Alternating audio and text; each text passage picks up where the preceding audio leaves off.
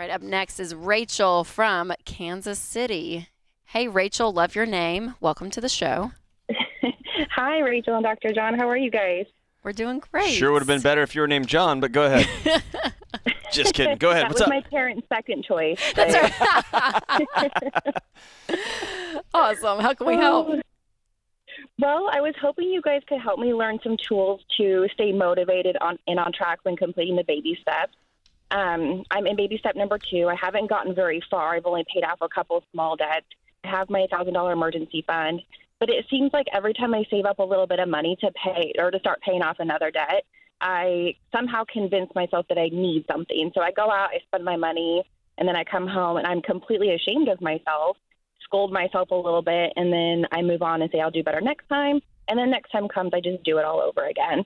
And I have 3 little girls at home. My oldest is about to turn 15 this month, and it got me thinking, like, oh, my gosh, she's going to be driving in the year. I really need to get my crap together because I need to set a better example for them. And just hoping that you guys can help me get on track and stay on track.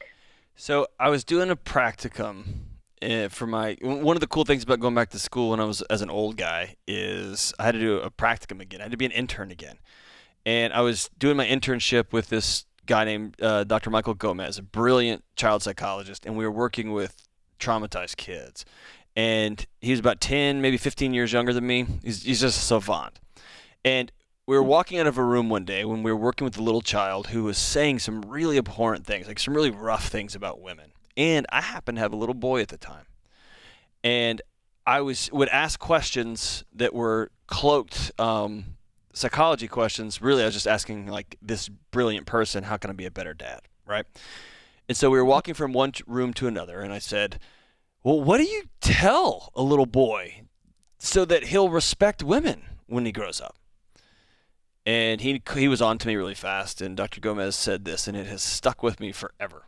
He said, I don't know, you can tell him whatever you want to, but if you want him to respect women, just know he's watching everything you do. So if you want him to respect women, treat your wife right. And then he just walked into the next room, and I was like, oh, no. And then he popped back out a minute later, and he's like, and make sure you take care of the waitress and tip. I mean, he just started rattling all these things off. And so here's what I'm telling you. Quote, unquote, getting your crap together, or I need to start setting a good example. You've got 15 years that your daughter has absorbed you. All of it. How you respond to challenges, what you do when you get frustrated. It sounds like you spend when you're feeling less than or when you're feeling frustrated or whatever. Yeah. What we need to do now is have a direct, hard conversation with your 15-year-old that says, I've modeled X. And from this point forward, I'm going to start doing different. I just had one of these with my son about, like, I'm just a kind of a chaotic hurricane of a mess when it comes to just throwing stuff around. And I sat down with him and said, I've modeled for you what poor organizational skills look like, and I'm making a change. And you're going to be uncomfortable during this change because it's going to disrupt the way we do life. But I've let you down as your dad. We just had this conversation a few weeks ago. And then you've got to make some really tactical shifts in how you respond and do your life. Okay. Is that fair?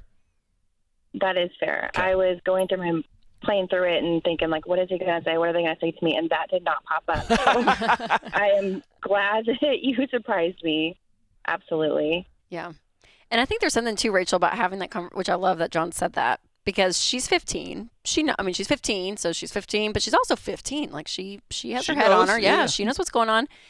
And there's a level of humility too as a parent to sit down and just kind of say out loud, like, man, I hate that I did that. Yeah. And I hate that this is, X, Y, and Z, that I know that this is my knee-jerk behavior and this is what you've seen in your life and I want to do better. Having a parent with that level of humility, there's something that could even change in y'all's relationship, Rachel, with you and your daughter. Like, there's just something beautiful that can happen because you kind of open that door to be like, I'm human too, and I mess up. And presenting that to her is amazing. And then what John said at another call a few segments ago, and then actually doing the action, changing your environment, putting yourself in other situations where you're not taking the money, tactically and going and shopping with it, but versus paying off the debt, like all of that, can get fixed. But that, foundational just shift in your head of knowing that, more is caught than taught. She is going to be watching. All of your kids are going to be watching you. and you can say whatever you want, but those actions, it's huge. That's it. Why do you spend? I really feel like my emotions drive my spending. So like when I'm happy, I guess I want to continue the good time, right, and be happier. And then when I'm upset or mad or stressed out, I feel like shopping might make me happy, going to spend money. I think it's very emotionally driven. So what are some things you could do today that would put some hurdles between your emotional self and your acting self? In counseling, we call it the gap between stimulus and response. I feel this need to keep this thing going, but I know that I got to get up at 6 a.m. and go to work tomorrow. I'm going to have to pay this credit card bill in 28 days. What are some things you could do right now? And you're going to help millions of people by just rattling off one or two that you could put in between you, your feeling, and that action. Maybe I could set a rule for myself saying if I feel like No rules. No rules. Too easy. Cancel Amazon Prime today for 30 days. Okay. Take your debit card out of your wallet. Okay. Take it out. Oh, those are good. Just don't carry it with you. Unless you're going to a grocery store and then you're coming home. Make it to where I will have to go ask somebody to borrow money in a bar to keep this thing going, right?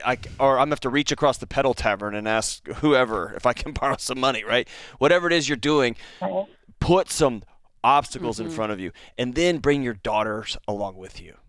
Create a budget, and every week sit down with your daughters. Is Dad around? I'm remarried, so their stepdad lives in the home. Okay, so make it a family affair. We're all in on this, and you're going to have 15-year-olds that can't wait to point out mom's flaws. And so, like, she's going to be like, do we have enough? Is this in the budget? Is this in the budget? Right? So you're going to bring everybody along, but what you're doing is you're creating a hurdle of accountability. You're going to have a lot of eyes. You're going to invite a lot of eyes to be watching your actions, okay? Take some steps. I got to reach out and call. I've done this. I gave my wife my debit card for a season because I was out of control. And I had to call my wife as though she was my mommy, because I had to learn to do things differently, right? And it was the long-term play was much more important than my little precious ego and my little precious feelings and emotions in those moments. Is that fair? Okay, that's fair. And I'm glad you guys brought the humility piece into it. I think that's a huge problem for me as well. I feel like I just want my kids to think that, they have everything that they need. Mommy will get them whatever they want. Yeah. And I guess having that conversation with them and being like, look, that's just not the way it works. Yeah. And Rachel, one of the best definitions of humility I've heard is that humility is not thinking less of yourself, but it's thinking of yourself less. So you've been thinking less of yourself when you've messed up and you're beating yourself up. So humility is not, God, I'm this terrible, I screwed up. There's a level of just accountability of, here's what really has happened factually in my life and the choices I've made, and I have to deal with those. But true humility is thinking less of yourself, and that's what you're doing. You're wanting to get out of debt. You're wanting to create a better life for your girls. You told us that on the call. And so demonstrating that humility, that your life, it is less about me and it is more about serving my family. And this is that's going to be the motivation that I'm taking as I'm making these new changes. So hang on the line, Rachel. We are going to give you Financial Peace University, and we're going to give you EveryDollar app for a year. We're going to give you the whole shebang for you to start with your kids. And you're going to let them watch the videos with you. Y'all going to go through this thing together, and you are going to teach them what humility looks like. And that's going to be a gift that's going to be a legacy changer.